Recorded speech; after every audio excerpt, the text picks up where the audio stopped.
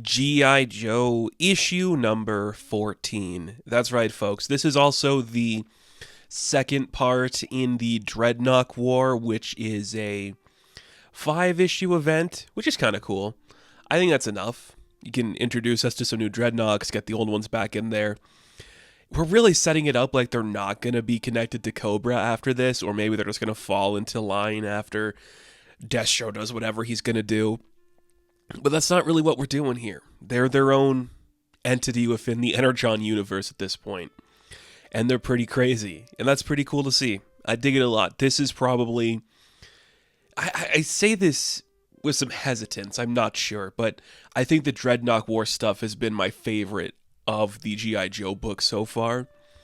I think this is Tom Riley doing incredible art. And Jordi Belaire's colors just really thriving. Just make it look like a grungy desert. It's Mad Max with Duke and Cobra Commander.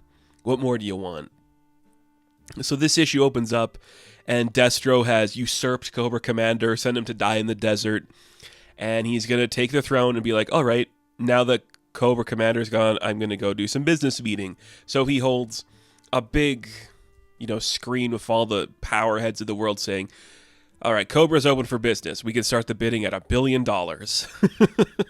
And Major Blood's like, I know I'm the new guy, but I get the feeling that when Cobra Commander comes back, he's going to be mighty pissed that this guy's doing this.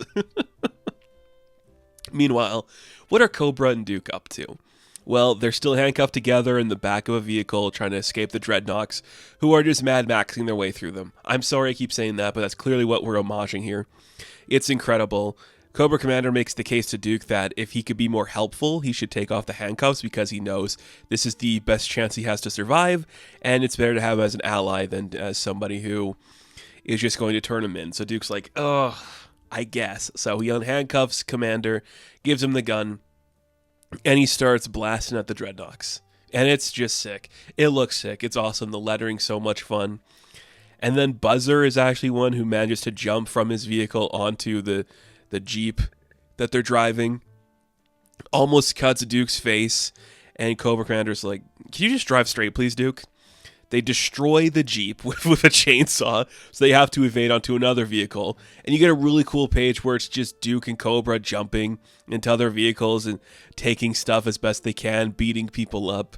It looks aggressive and awesome. It's just pseudo-masculine bullshit, and I'm so here for it.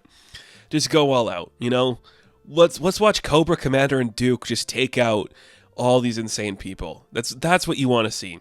They finally managed to get into a truck, and they can drive to a cavern where Duke's going to blow the side of it down so the Dreadnoks can't get at them, giving them some momentary escape where they can evade and just recoup.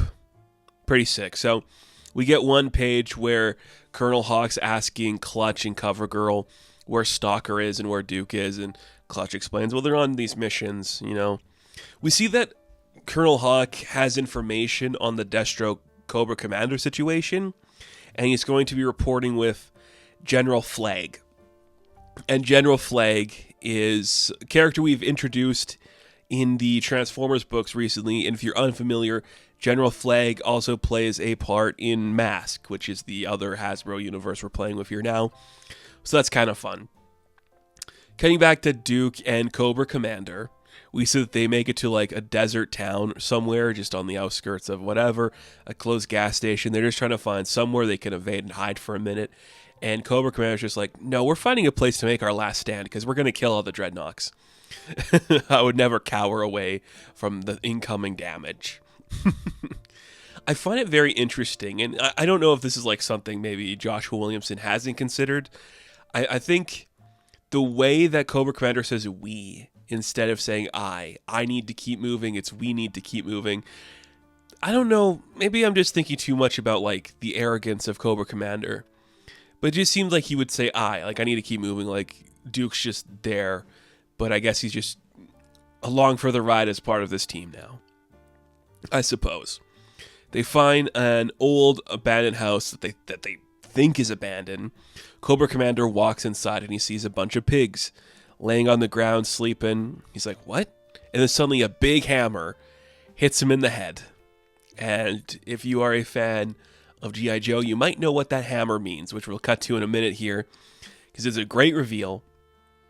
And then we see the Dreadnoks are on the way, because Duke's looking at them through some night vision goggles. They're like on the way. Buzzard and Ripper are coming. He's like, Commander, we gotta go now. And then a voice says to Duke, you shouldn't be here. You upset Donald. So he came running to me. Sorry about your friend, but my baby's gotta eat. And we get the final page reveal of a classic, I don't know if that's true, but War Pig is here, and he looks scary as all hell. Just intense. I love the mask. He's got like the weird Shredder helmet with a warthog face.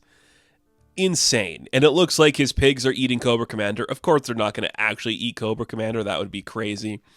But War Pig's here. That's great. Like, that's the reveal I love. And this is the thing this book has done so well, is just quietly reveal characters and introduce them to the world. Truly, deeply amazed that we're going on 14 issues of this book and not one mention of Snake Eyes. I find that unbelievable. True, he's got to be getting a miniseries, right? That seems likely. But just unbelievable. So incredible. This book's great. Like, just insane, over-the-top, action-y stuff. I love it to no end. I think it's been a really good journey, and this issue is no slouch. So, G.I. Joe issue number 14. I am going to give a 9 out of 10. Now, thank you all for watching this review. Be sure to like and subscribe to the channel. And of course, I will catch you in the next one. Have fun. Stay safe. Good luck.